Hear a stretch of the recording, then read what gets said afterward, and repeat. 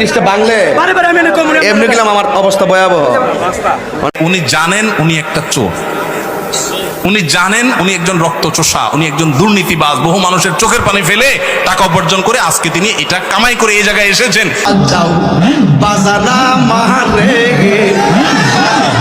আমি ডুব দিয়া রিয়া যাব মুর্শিদ প্রেম সাগরে। আল্লাহ গো, আপনি জানেন আপনি একজন দুর্নীতিবাজ, আপনি একটা চোর, আপনি একটি ভয়ানক রক্তচোষা যে দিবারাত্রি মানুষের চোখের পানি ঝরিয়ে গান বাজনা করে হারাম উপার্জনে মেতে আছেন। আপনি নিজেও জানেন আপনি শান্তিতে নেই। হ্যাঁ, কাকে বলছি? তাহেরি সাহেব, আপনাকে বলছি। আপনি নিজেও জানেন যে আপনি অন্যায় পথে আছেন, ভুল পথে আছেন। আপনি মাজার পূজারি করছেন, আপনি মাজারকে পূজা করছেন, মুর্শিদ বাবাকে পীর মানছেন, অবৈধ উপার্জনের পাহাড় গড়ে তুলছেন। আপনি নিজেও জানেন হয়তো আপনার ছেলে মেয়ে নাতিপুতি বুঝবে না, তারা হয়তো আপনাকে বড় হুজুর বলেই জানছে, কিন্তু মূলত আপনি নিজেই তো জানেন, নিজের ভিতরে তো আপনি অনুভব করছেন যে আপনি কতটা ভণ্ড, তা আপনার কাছেই সুস্পষ্ট। এবং হয়তো এই ভণ্ডামির জ্বালা আপনি নিজেও অনুভব করছেন, হয়তো বা করছেন না। যদি আপনার উপলব্ধি জ্ঞান থাকে তাহলে অবশ্যই বুঝবেন যে আপনি যা করছেন, ওয়াজের ময়দানে যেসব নাচানাচি, যে সমস্ত গান বাদ্য করে আপনি ইসলামের সম্মানকে ক্ষুণ্ণ করছেন, এর মাধ্যমে আপনিও বুঝছেন যে আপনি আপনার পাপের বোঝা কতটা ভারী করছেন। তাই আপনাকে বলছি, এখনও সময় আছে, সঠিক পথে আসুন, হেদায়েতের পথে আসুন।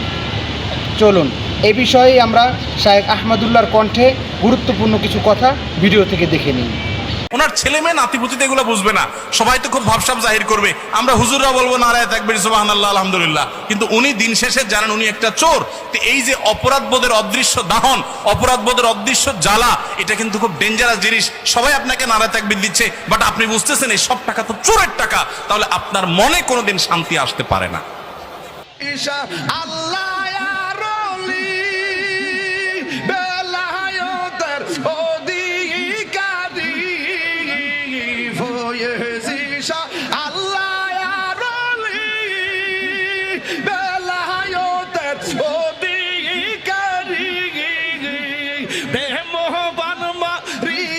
মুর্শিদ পাগল বানাইলা হায়রে প্রেম বানমা রিয়া গো মুর্শিদ পাগল বানাইলা অন্ধকার আইসা ফয়েজি আলো জালাইলা দয়া লালো জালাইলা মাশাআল্লাহ চাবুরত আইসা ফয়েজি কি বাপ দরাইলা হায়রে চাবুরত আইসা নজিব চান কি রং দরাইলা অন্ধকারে আইসা দয়াল আলো জালাইলা ওয়াজান আলো জালাইলা। আপনি মুখে হাসবেন কিন্তু ভিতরে জ্বালা থাকবে যে আসলে এগুলো তো আমার না।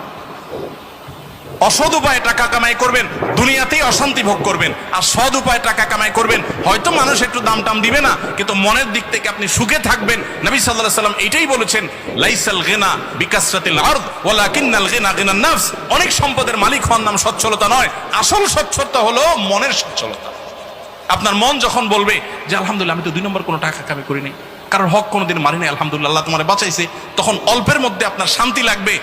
আল্লাহ রাব্বুল আলামিন আমাদের সকলকে তাহরির মতো ভণ্ড, চোর, বাটপার, দুর্নীতিবাজ ও রক্তচোষা ভণ্ড মানবের কবল থেকে আমাদের সকলের ঈমান ও আমলকে হেফাজত করুন।